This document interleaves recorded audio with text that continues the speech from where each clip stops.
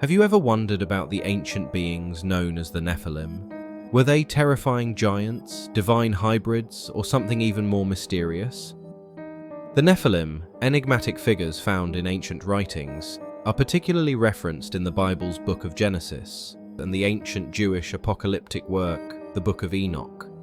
These mysterious beings are often mentioned in both biblical and extra-biblical sources. Throughout history, these beings have been the subject of much speculation due to their complex blend of myth, theology, and cultural lore. Often described as giants or powerful warriors, the Nephilim are believed to be the children of divine beings and human women. This union created a race known for their great strength and fame. Today, we'll explore the origins of the Nephilim, their remarkable stories, and their influence on biblical narratives and beyond. The lineage of giants, including Goliath and his brothers, is frequently viewed as part of a broader tradition connecting them to the Nephilim, supporting the idea of a brotherhood of giants. Throughout the biblical texts, these giants are depicted as formidable opponents of the Israelites, standing out not only because of their size, but also due to their ancestry, which traces back to the mysterious and powerful figures from early biblical history. We will discuss this topic in more detail in the ongoing parts of this video. Thanks for being here, and if you find this content helpful, please like, share, and subscribe to support our channel. Now, let's begin. The Nephilim are often depicted as giants or mighty warriors with extraordinary abilities. The Hebrew word Nephilim is derived from the root nephal, which means to fall. Some interpret this to mean fallen ones, possibly referring to their fallen nature or their descent from fallen angels. As a result, many believe they were the children of divine beings and human women, forming a race of giants noted for their immense power and legendary status. Now let's take a look at the biblical account in Genesis 6 verses 1 to 4, NIV. When human beings began to increase in number on the earth and daughters were born to them, the sons of God saw that the daughters of humans were beautiful, and they married any of them they chose. Then the Lord said, "My spirit will not contend with humans forever, for they are mortal. Their days will be 120 years. The Nephilim were on the earth in those days, and also afterward, when the sons of God went to the daughters of humans and had children by them. They were the heroes of old, men of renown." One common interpretation is that the sons of God were fallen angels or divine beings who intermarried with human women, daughters of men, producing the Nephilim. This union created a race of giants or mighty men renowned for their power and heroism. But here's where it gets even more interesting. Another interpretation suggests that the sons of God were descendants of Seth, the righteous lineage, while the daughters of men were descendants of Cain, the unrighteous lineage. This union led to moral corruption and the rise of the Nephilim. So, who exactly were the Nephilim? Let's break down the two main interpretations. First, the divine hybrids, or giant warriors theory. The most popular theory suggests that the Nephilim were the offspring of divine beings, often thought to be fallen angels, and human women. This union supposedly produced a race of giants known for their incredible strength and notoriety. Picture a time when giants roamed the earth, their legends echoing through history. But here's another captivating interpretation. What if the sons of God weren't angels at all, but the descendants of Seth? Seth was Adam and Eve's third son, representing the righteous and godly lineage. On the other hand, the daughters of men were the descendants of Cain, who was notorious for his unrighteous and sinful ways after killing his brother Abel. Imagine this. The righteous Sethites start marrying the sinful Cainites. According to this view, this mixing of good and evil lineages led to widespread moral corruption on earth. As these two lineages intermarried, the Nephilim were born, becoming symbols of this corruption and embodying the resulting moral decay. However, this blending of lineages didn't just lead to giants. It caused an increase in wickedness and moral decline among humans. The Nephilim's rise was seen as a turning point, leading to the Great Flood as a divine act to cleanse the earth of this corruption. Now, let's take a closer look at the narrative found in the Book of Enoch, an ancient Jewish apocalyptic text attributed to Enoch, the great-grandfather of Noah. This book provides a more detailed account of the Nephilim, offering a rich narrative that expands on their origin and the consequences of their existence. In 1 Enoch 6-11, we're introduced to the Watchers, a group of 200 angels sent to watch over humanity. These angels, led by Semyaza and Azazel, descended to earth on Mount Hermon. They saw human women and lusted after them, deciding to take them as wives.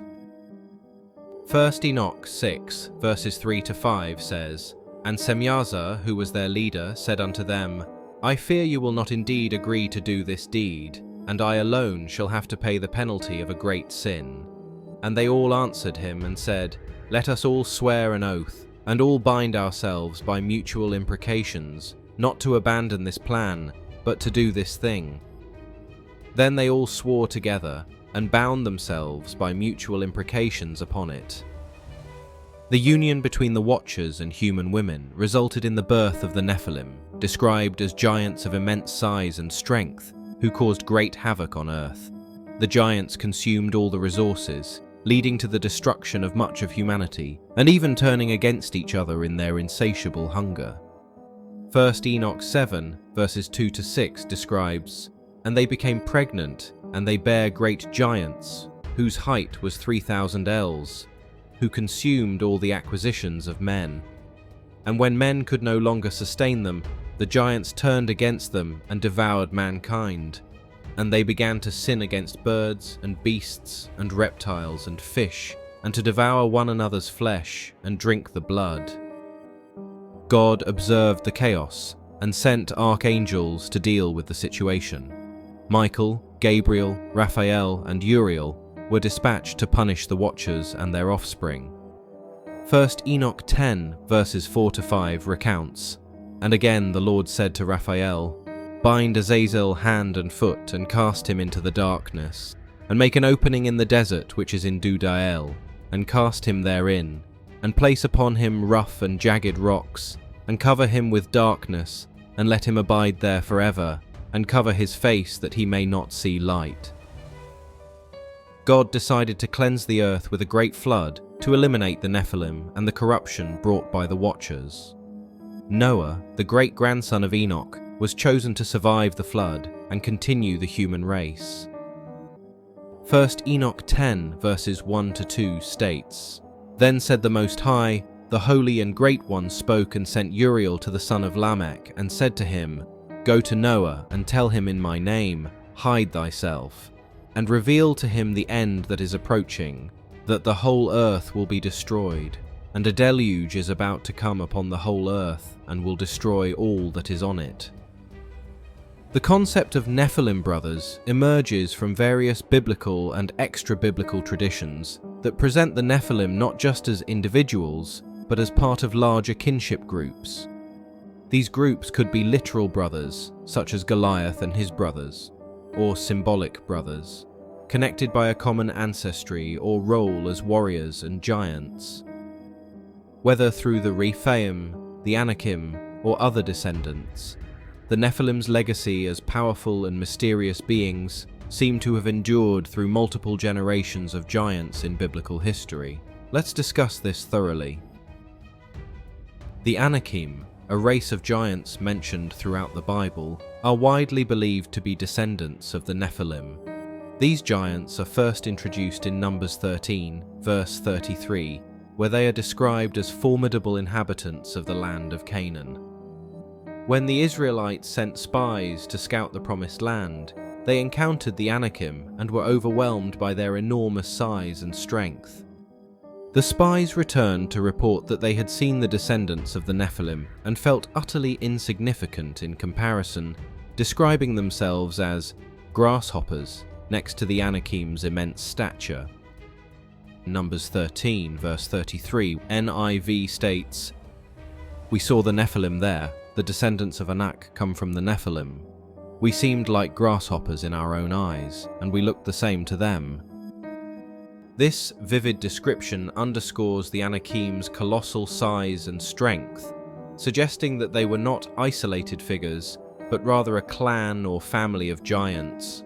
Their overwhelming presence in Canaan supports the idea that the Anakim were part of a broader brotherhood of Nephilim descendants, carrying forward the legacy of these ancient, powerful beings. Furthermore, Deuteronomy 9, verse 2, NIV, refers to the Anakim and emphasizes the fear they inspired due to their great size and reputation. The verse reads, "The people are strong and tall, Anakites. You know about them and have heard it said, 'Who can stand up against the Anakites?'" This verse highlights the reputation of the Anakim as a powerful and imposing group whose size and strength were well known and caused fear, even in the minds of the Israelites, as they prepared to enter and conquer the land of Canaan. Hebron, a city of great historical and religious importance, is often associated with the Anakim. This connection underscores the Anakim's historical and religious prominence in the region prior to Joshua's conquest. Joshua, as recorded in Joshua 11, verses 21 to 22, successfully drove many of the Anakim out of Canaan, but some survived in cities like Gaza, Gath, and Ashdod. The verses in Joshua 11, verses 21 to 22, state, "At that time Joshua went and destroyed the Anakites from the hill country, from Hebron, Debir, and Anab, from all the hill country of Judah, and from all the hill country of Israel. Joshua totally destroyed them and their towns.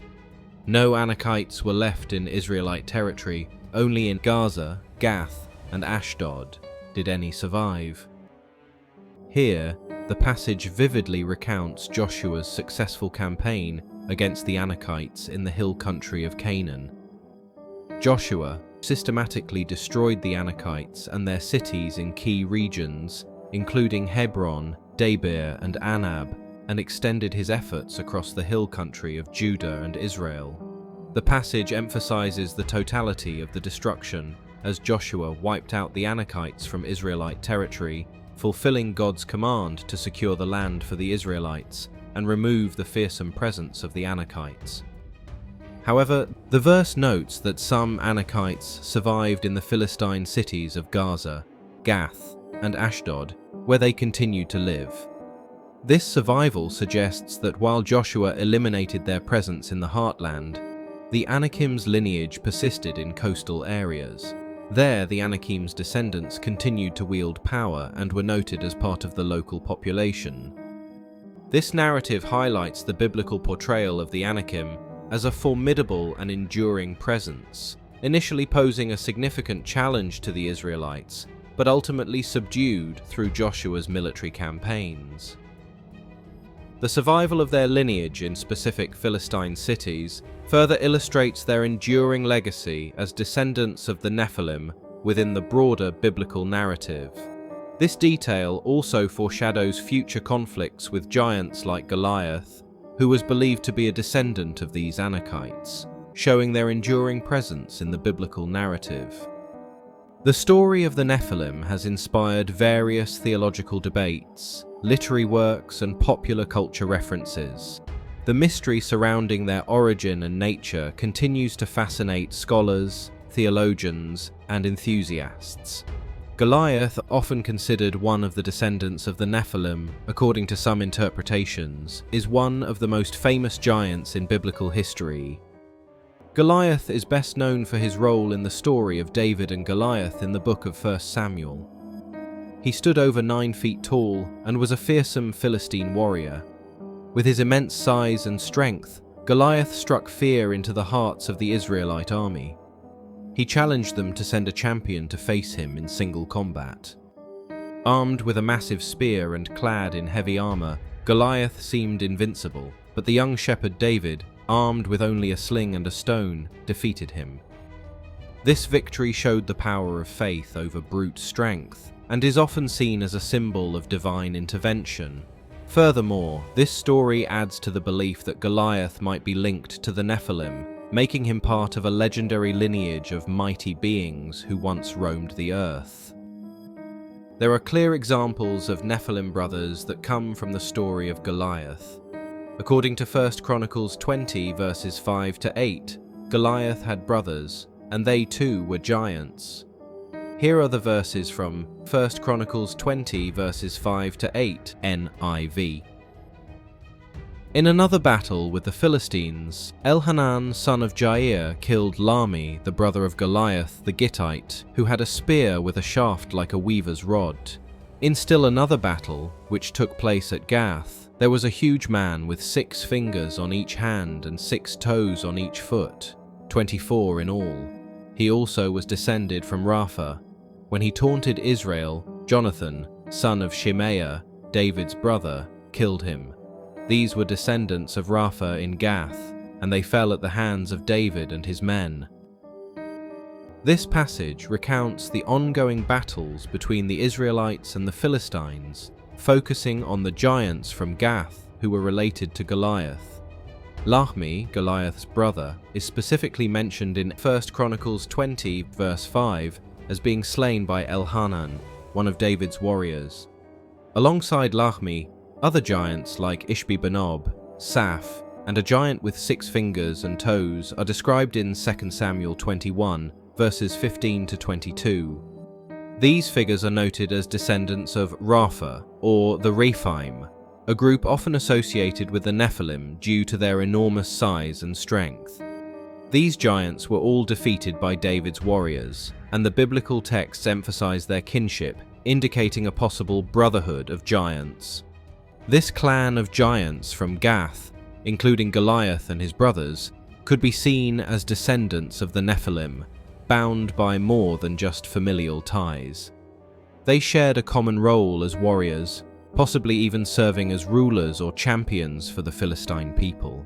Their defeats at the hands of David's men not only highlight the giants' power, but also signal the eventual fall of these fearsome figures, rooted in the ancient traditions of biblical giants. Additionally, Og, the king of Bashan, is described as one of the last of the Rephaim, another group linked with the Nephilim, Deuteronomy 3 verses 11. Though the Bible doesn't explicitly say that Og had brothers, he is connected to a broader tradition of giants in the region. The Rephaim are mentioned in various places in the Bible as formidable warriors and giants, and it's possible they were considered part of a larger family or tribe descended from the Nephilim. Deuteronomy 3 verses 11. KJV states, "For only Og king of Bashan remained of the remnant of giants. Behold, his bedstead was a bedstead of iron. Is it not in Rabbath of the children of Ammon? 9 cubits was the length thereof, and 4 cubits the breadth of it, after the cubit of a man." This verse highlights Og, the king of Bashan, as the last of the Rephaim, another group of giants often associated with the Nephilim. His massive iron bed, measuring about 13.5 feet long and 6 feet wide, underscores his immense size and stature. Og's defeat by the Israelites, led by Moses, marks the end of a significant era of giants in biblical history. The narrative of the Nephilim in both the Bible and the Book of Enoch adds layers of depth to our understanding of these enigmatic beings. It highlights themes of divine rebellion, corruption, and judgment, providing a rich mythological context that has influenced various religious and cultural traditions. The story of the Nephilim underscores the consequences of divine beings interfering with human affairs and serves as a cautionary tale about the dangers of unchecked power and transgression. In conclusion, the Nephilim are depicted as a race of giants or mighty beings resulting from the union of the sons of God and human women. Their story is shrouded in mystery and has led to numerous interpretations and theories over the centuries, making them one of the most intriguing and debated figures in biblical and extra-biblical literature. We'd also love to hear your thoughts on the intriguing topic of the Nephilim. What do you believe about their origins and the accounts of their descendants? How do you interpret their role in biblical history and their potential influence on the world today? Share your views and insights on whether you think there could be any remnants or echoes of the Nephilim's legacy in the present world, and how you see their story fitting into our understanding of ancient myths and history. Your perspectives will enrich the discussion and help us explore this fascinating subject from different angles. And that's it for today's video. If you enjoyed this exploration, don't forget to like, comment, and subscribe for more intriguing content. Let me know in the comments which interpretation you find most compelling. Until next time, stay curious and keep exploring.